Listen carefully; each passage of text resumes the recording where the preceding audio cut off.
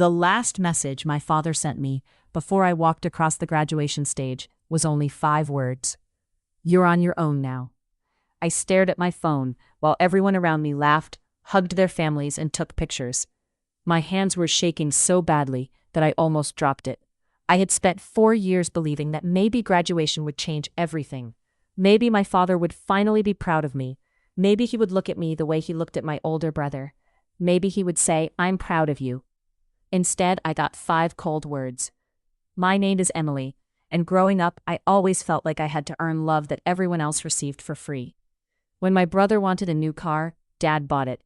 When he dropped out of college twice, Dad called him a young man finding his path. But when I earned scholarships, worked 2 part-time jobs, and graduated at the top of my class, Dad called it luck. "You think you're special because you study," he used to say. "No," I'd answer quietly. "I just don't want to struggle forever." He would laugh. "You'll come back asking for help. Everyone does." Those words stayed with me through every sleepless night. I paid my own tuition after my mother quietly slipped me grocery money whenever Dad wasn't looking. I lived in a tiny apartment with peeling paint. I skipped dinners just to afford textbooks. While my classmates went on vacations, I spent summers working at a startup where nobody believed in titles, only ideas. That's where everything began. The CEO noticed that I solved problems differently. Instead of complaining, I built solutions. By my final year, they offered me a small amount of company stock instead of a larger salary. Everyone thought I was making a mistake. Even Dad laughed when he heard. "You took fake money instead of a paycheck? It could become something someday," I said. He rolled his eyes. "You'll be begging me before you're 30. Graduation morning arrived. Mom secretly texted me that she loved me. Dad never came. Instead, 5 minutes before my name was called, his message appeared. "You're on your own now." I wiped away my tears before walking across the stage. The applause sounded distant. I smiled for the cameras even though my heart felt completely shattered. But what I didn't know that day was that the company I'd believed in was only weeks away from announcing something that would change every single life connected to it, including my father's.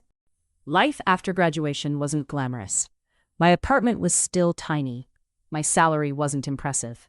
My friends accepted high-paying corporate jobs while I stayed with the startup everyone called risky. Dad loved reminding me, "So, how's your little dream company? It's growing." Growing into bankruptcy? Every family dinner felt like an interview designed for me to fail. If I mentioned work, Dad interrupted. If I stayed quiet, he called me lazy. Eventually, I stopped visiting. The silence hurt less than the criticism. Months passed. Our team worked day and night. There were failures. Projects collapsed. Investors walked away. More than once, I wondered if Dad had been right. Then one Monday morning, everything changed. Our founder called an emergency company meeting. Nobody spoke. He smiled. "We've been approved." Approved for what? The IPO. For a moment, nobody reacted. Then the room exploded with cheers. People cried. Some laughed. Others simply stood there in complete disbelief. I opened my laptop and checked my stock options again. The numbers looked impossible. I refreshed the screen. Then again. It wasn't a mistake. The shares I had accepted years earlier, the ones Dad called worthless, were now worth millions. I couldn't even breathe. My phone buzzed nonstop. Friends congratulated me. Former classmates suddenly wanted to reconnect. News articles started mentioning our company everywhere. For the first time in my life, people were asking for my advice. Then another call appeared. It was our chief financial officer. "Emily, congratulations." "Thank you. We'll need you in New York this week. There are interviews, shareholder meetings, and legal paperwork." "I'll be there." After hanging up, I sat alone in my apartment. The same apartment where I once cried because I couldn't afford groceries. Nothing around me had changed, but somehow, everything had. 3 days later, my father called. Not to congratulate me, not to apologize. His first words were, "So, I hear you're doing well." I stayed quiet. He cleared his throat. "I've been thinking, family should help family."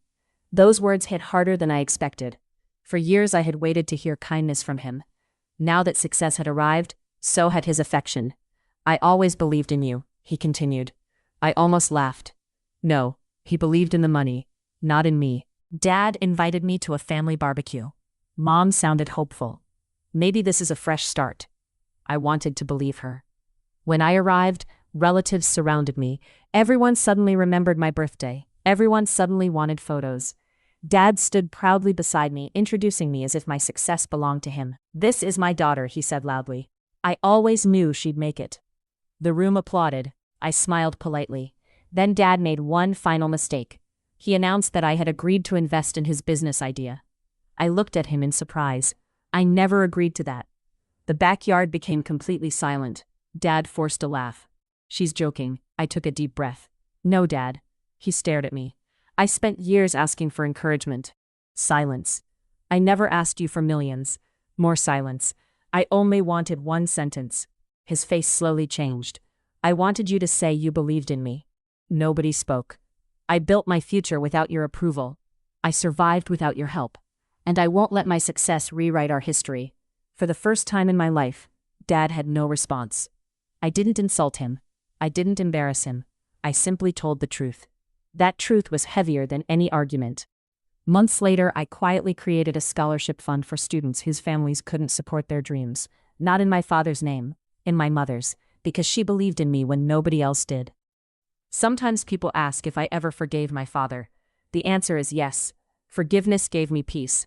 But forgiveness doesn't erase memories, and it doesn't require giving someone access to the life they once doubted. The greatest revenge wasn't becoming wealthy. It wasn't seeing headlines. It wasn't ringing the opening bell on IPO day. The greatest revenge was proving that someone else's disbelief never gets the final chapter of your story. If someone tells you you're on your own, remember this. Sometimes being on your own is exactly where your real journey begins.